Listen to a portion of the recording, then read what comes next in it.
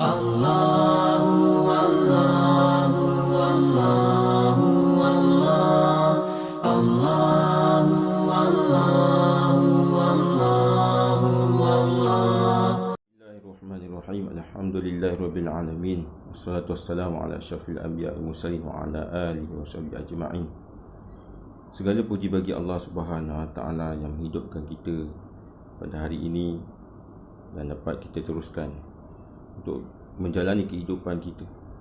Dan alhamdulillah, nikmat yang paling besar di atas muka bumi adalah nikmat kita sebagai seorang Islam.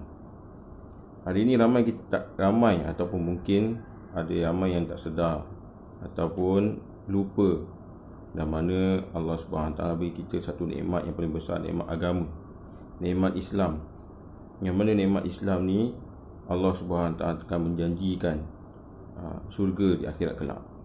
Barang siapa yang mengucapkan la ilaha illallah walaupun sekali di dunia ini, maka Allah Subhanahu Taala pasti akan masukkan dia ke dalam syurga Allah Subhanahu Taala. Dan dengan mengetahui nilai kita sebagai seorang Islam, maka kita tidak akan kecewa apa-apa sahaja ujian yang datang pada diri kita, sama ada nikmat ataupun ujian yang susah. Maka Allah Subhanahu Wa Taala pasti di situ akan ada kesenangan. Yang susah pasti selepasnya akan ada kesenangan. Innamal usri yusra, selepas kesusahan ada kesenangan. Dan juga nikmat kesenangan pun adalah satu ujian yang dapat Allah SWT, sama ada kita ni dalam keadaan bersyukur ataupun tidak. Maka apabila kita mengenali diri kita, menyedari diri kita adalah sebagai seorang Islam, maka kita akan tidak rasa kecewa dengan Allah Subhanahu Wa Taala.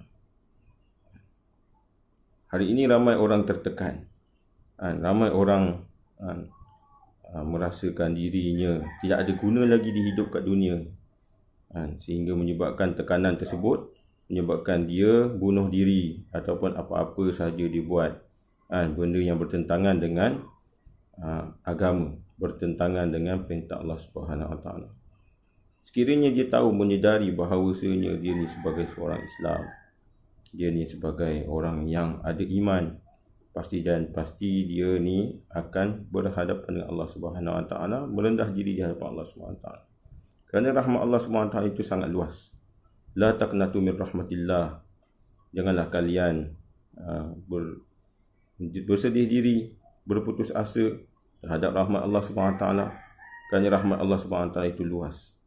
Dan rahmat Allah Subhanahu Wa Taala itu diumpamakan oleh Nabi sallallahu alaihi wasallam, satu rahmat sahaja di dunia ini, yang mana satu rahmat itu manusia, binatang-binatang berkasih sayang di antara mereka.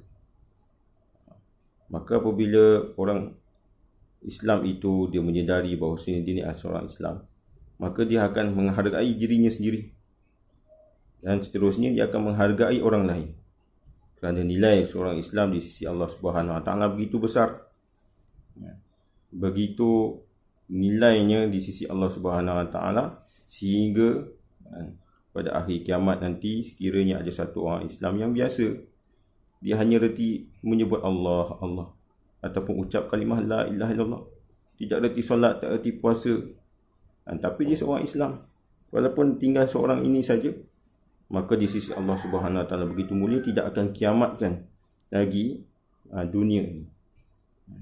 Pada ketika itu masih lagi bergerak angin, bergerak macam biasa, laut mengombak macam biasa, matahari terbit dia bertimur macam biasa.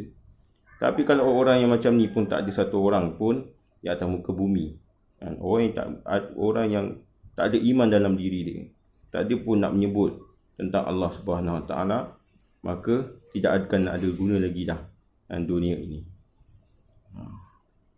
Sebab itulah kita kena rasa diri kita seorang Islam, dan kita muliakan orang Islam yang lain, kerana orang Islam yang lain sangat mulia di sisi Allah Subhanahu Wa Taala, dan tidak sepatutnya kita mengejek, menghina ataupun melakukan suatu perkara yang tidak baik kepada orang Islam yang lain.